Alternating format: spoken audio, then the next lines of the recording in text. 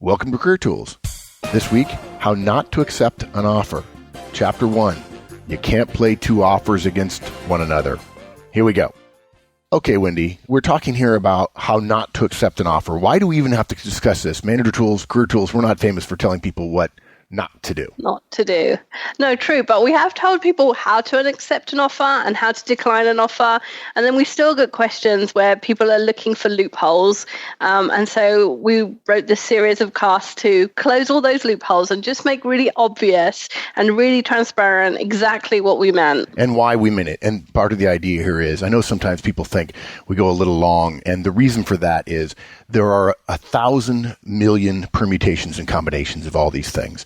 Managers and companies and so on don't know what they're doing as well as they should, as many of us know.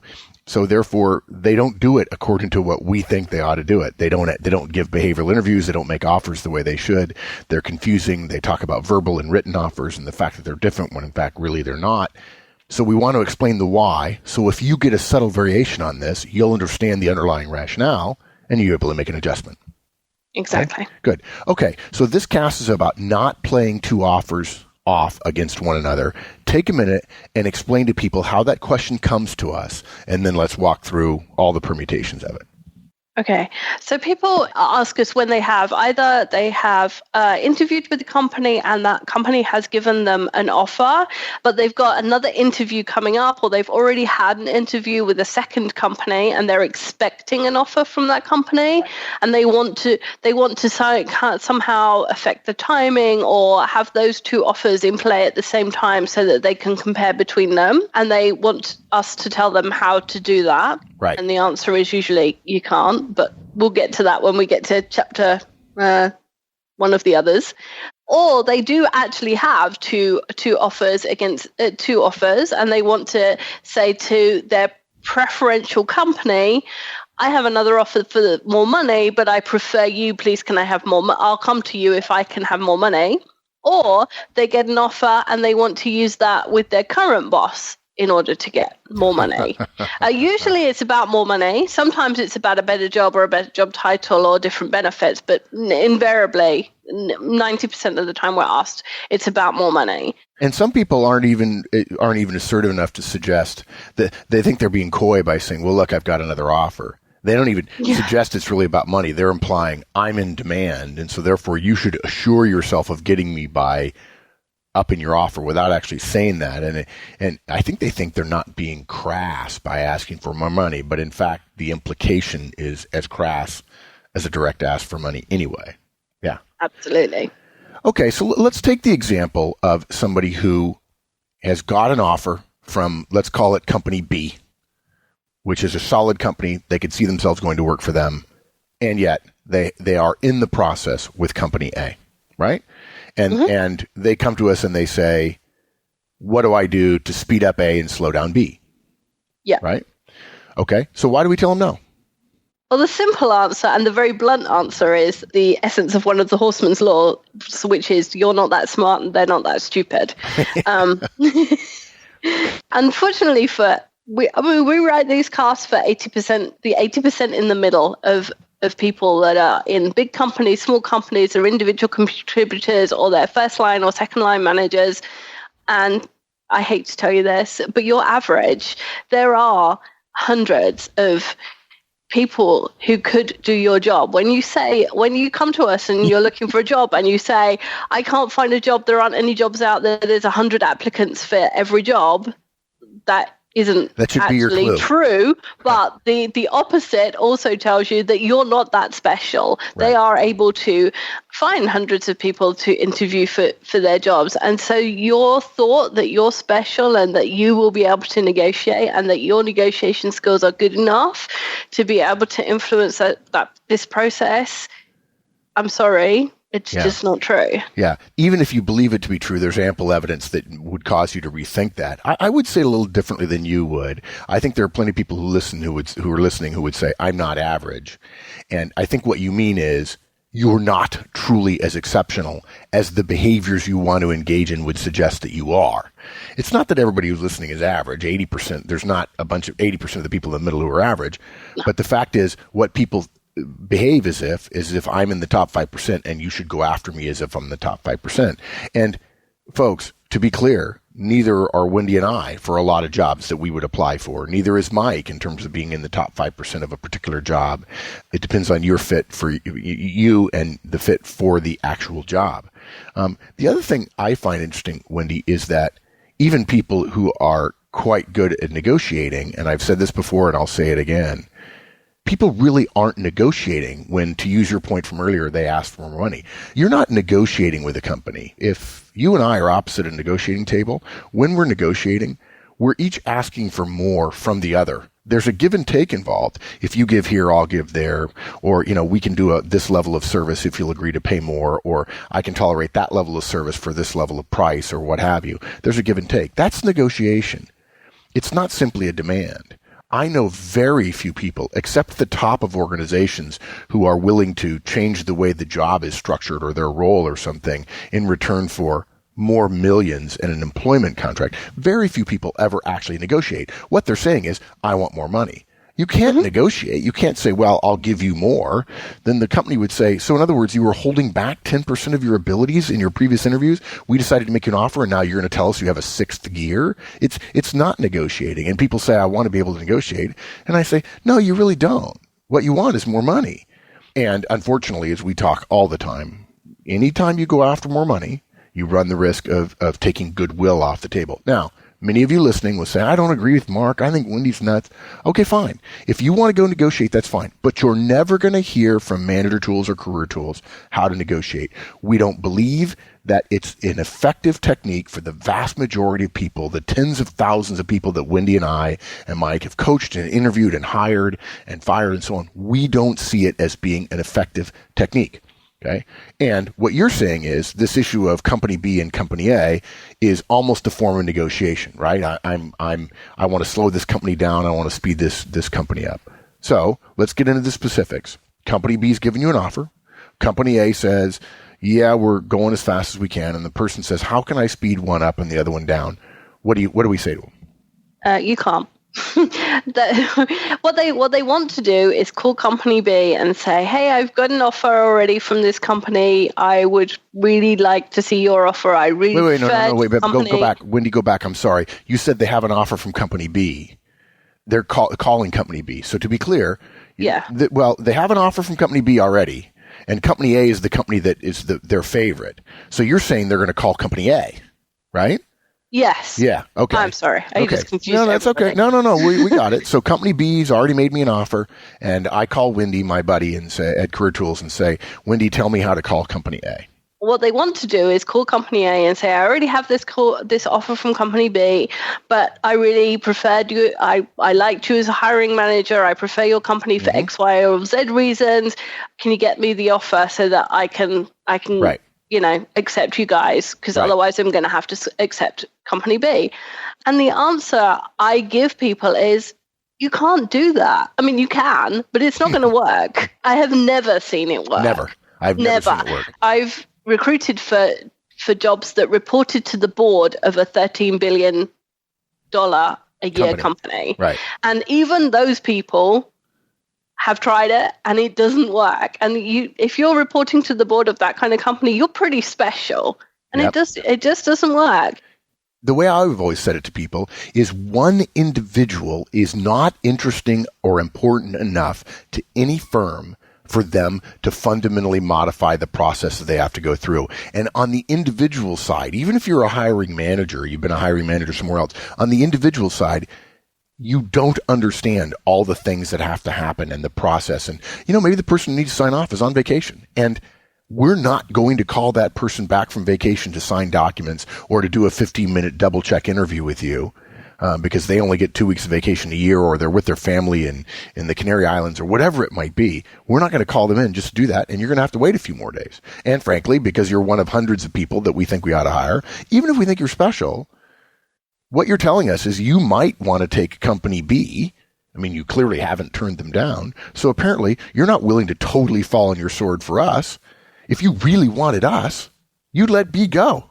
Exactly. And that's the mistake people make. What you're asking for is not actually you're not telling us you'll accept that offer if we speed up the paperwork and get it to you. All you're saying is, I want to have both of them so I can compare them. Yeah. To which as a hiring manager, my reaction would be, well, that doesn't serve my interest. Right. So why should I go away. Why should I speed up so you compare apples to apples? Because I have other people who are very interested that might in fact be better than you. The other thing I often feel like is, I did this once. I said to somebody, well, okay, does company B know that you're calling me on this? Well, of course not. Well, why not? I mean, if you're really interested in them, you're so interested in them that you're implying to me that they're close enough that you want to keep that offer rather than let it go. That's the implication. You want to keep your offer at company B and you want to compare because you want to reduce your own risk. You want us to change the way we do things to reduce your risk. You're implying that A and B are not that far apart. We're not that much better. Then what are you telling company B? Oh, well, I'm not going to tell them that. They don't have to know that. So in other words, we're all independent actors here. You want us to operate independently from one another, and yet you want to play us off against one another. And I would say no. And frankly, the reason why the candidate doesn't want to say that is because if you call company B and said, look, I want you to know there's a company that outranks you, and I want to see if I can get an offer from them. Company B would say, you know what? You don't have until Friday anymore. You have until Wednesday because we think we're going to lose you. And frankly, even if we give you until Friday and you accept at the last minute, it's because you didn't get company A. We know you're not choosing us for the right reasons. You're just taking any port in a storm. You need a job. And we don't want you to do that. We want you to do it because you love to come to work here. Because I promise you, there's somebody almost as good as you who thinks we're the greatest thing since sliced bread. And we want that person. Attitude over skills every day. We'll take 90% less skills for 10% more attitude every day of the week. Yeah. So folks, what Wendy and I are telling you is don't call company A and try to get them to speed up. First of all, they won't do it. You're going to be embarrassed if they say, does company B know you're doing this?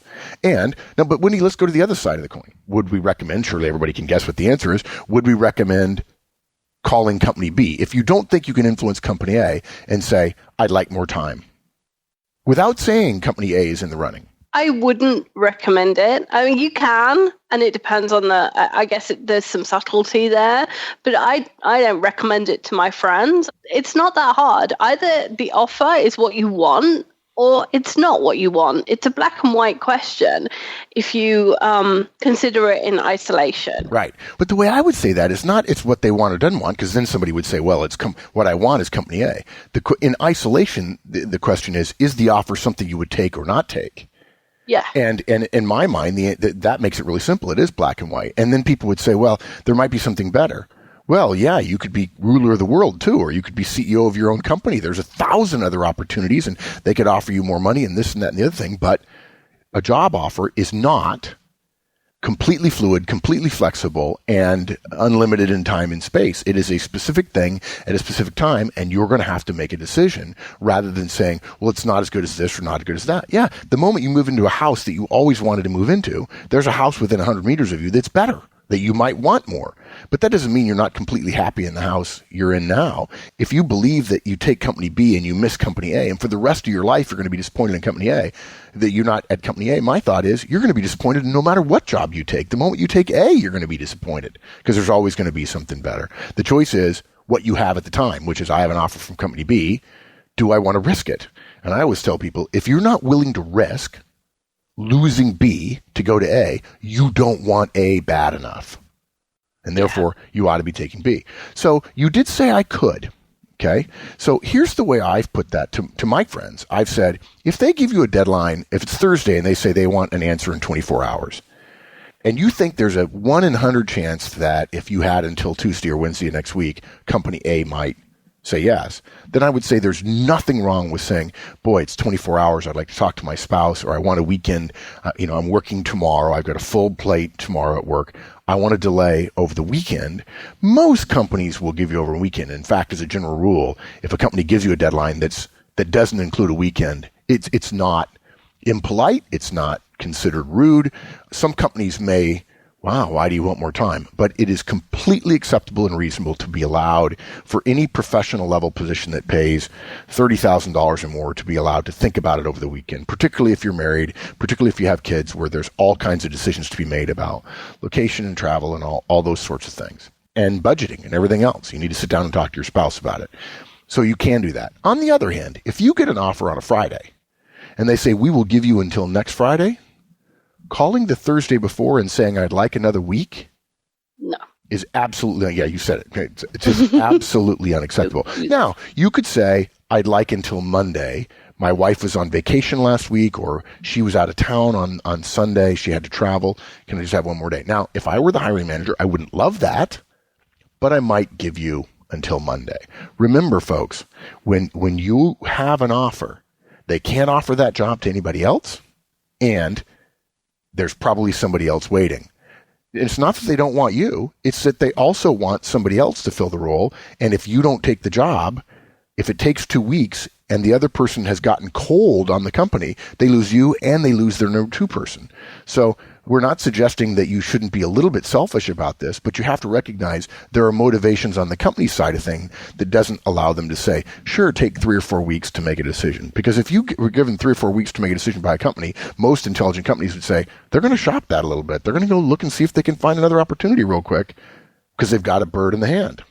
In the time that the person who originally had the job has resigned and it's taken them to advertise and go through the interview process, they've already had that seat empty for 8 weeks. Yep. And they're really starting to feel pain because if they weren't, that job wouldn't exist. And so you asking for more time just without any really good justification. And since you can't tell them I'm playing you off against somebody else, you'd have no good justification, which you can tell them. So you're saying that I couldn't call company B, where I already have the offer, and say, hey, I need a little bit more time, because the hiring manager might say, what do you need it for? Well, that's a risk that you're going to encounter. You're going to have to take that risk if you decide to make that call. And folks, unless you're willing to lie, which is not a good start to a relationship. Not a good start. And if they find out, and the world is smaller than everybody thinks, if they find out that you were actually probing A and you don't tell them you were probing for A, you say, oh, I just need more time, you're going to be in a world of hurt. If you're not willing to lie, then you're going to say, well, I'm looking at company A as well. There might be some companies who say, well, if we lose you to a better company, great, but they're not going to give you a whole bunch of time in order for you to make that decision if they've got other people waiting in the wings. Exactly. Yeah. Good. Okay, so we can't call company B and ask for an extension, and we can't call company A and speed things up. Sounds like the answer is you can't play offers against one another. You can't. What people are trying to do is maximize their opportunity. Their own self-interest. Yeah. Right. In economic terms, they're trying to maximize and they're trying to get the best out of the situation. And unfortunately, it's not a situation that you can maximize. It's a situation where whatever you do, there's going to be opportunity cost. You are going to miss out on something. And so the best thing to do is stay ethical and stay truthful and do what you need to do. Right. And not try and play everybody off against each other because, 9 times out of 10, you're not going to win anyway. You're not going to win. Yeah, you're not that clever. Okay, and frankly, I'd also say that any one career decision is not that big a deal. And if you get to company B and then suddenly discover that B is not what you wanted and A is really 20 times better, then start looking for opportunities at company A while you're working at company B while continuing to deliver results and so on. Let's talk about one more thing, though, Wendy. Let's say I already have 2 offers from A and B. We're still saying you can't play those off against one another, right? We're still saying I can't call A and say, well, B actually has a much better benefit package. Why can't I do that? In part because benefit packages tend to be structured in companies. So it's possible that the hiring manager can't do anything about it anyway. So you call him, ask him to, say, I want a different package. And he has to say, well, no, I can't do that. And again, you've made a pinch in that relationship, which he then might be your manager if you still decide to accept that role. So you've taken goodwill off the table. Exactly. Yeah. Well, let's flip it around though. You say benefits are not flexible, and I agree. People talk about benefits all the time, but managers really have no ability. Let's make it an easier one though. Let's talk about vacation. Now, I say easier, but in fact, vacations have gotten even harder for managers to do. But let's say you were being interviewed by me, and even though my company says you only get 2 weeks, the fact is I can give you another week without even just don't show up for work the 3rd week, and let's keep it between you and me, and you get an extra week. I'm sure there are people who are gasping right now, but that's what I did when I was a manager and executive. My best guys, if they wanted more time, they got more time. So somebody calls me and says, look, I got 2 offers. They're roughly equal, but I got to tell you, I got a family, and this company's offering me 4 weeks of vacation, and you're only offering me 2. Can you give me an extra one. Okay. Now, I'll tell you what I think. You tell me if you agree. The simple fact is, what you're saying to me is, if you say that to me, is that apparently I don't like you enough, and 5 more days of vacation is the thing that makes the difference. That was exactly what I was thinking. And in my head, guys, I'm saying, I don't want you. Now, you may think I'm shooting myself in the face, and it could be. But in my head, I'm saying, A, you're not really negotiating. You're just saying, I want more from you. I've already done what I think is a reasonable and best offer. I may actually have the ability to give you a few more days of vacation, but I've just realized maybe you're not the best guy. You're not the guy who really, really wants to come to work for me, who knows how good I am and how good the company is and how well our division is placed and so on. As well, I think you've just sent me a message. They're always going to be angling for stuff that benefits you. And the moment you join our firm, the moment you come to work for me, it's all about the output of our team and our organization. And even if you're a salesperson working for me, I want you to meet your numbers, but ultimately I want people who want to benefit the organization and to think more broadly than how many days of vacation they have. And as well, if you accept and you tell me how wonderful you are, how excited you are, and how much you want to join the team, and you come to me at the end of the first quarter and say, hey, look, is there something we can do about a couple more days of vacation? If you've shown me how good you are, now you're not negotiating. You're asking me to treat you as an individual. And I'm okay with that. But asking me in advance because some other company had it or saying, hey, I'd like more vacation. Well, why would you ask? Well, another company actually offered me more vacation. They're offering me less money, but they want more vacation. I would say 2 things. One, you're selfish in my head. And the other thing I would say is, this is not Chinese menu. Pick one from column A, one from column B, and one from column C.